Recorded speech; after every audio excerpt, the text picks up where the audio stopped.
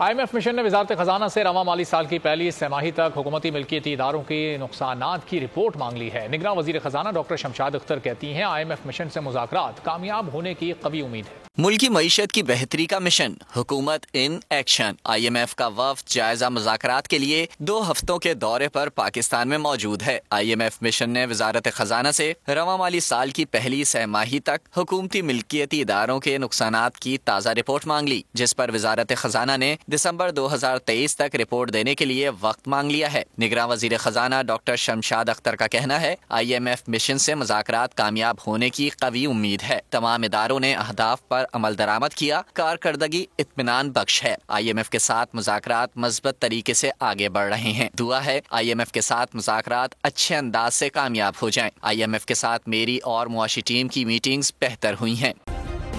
Subscribe کریں اور بیل دبائیں تاکہ کوئی خبر رہ نہ جائے۔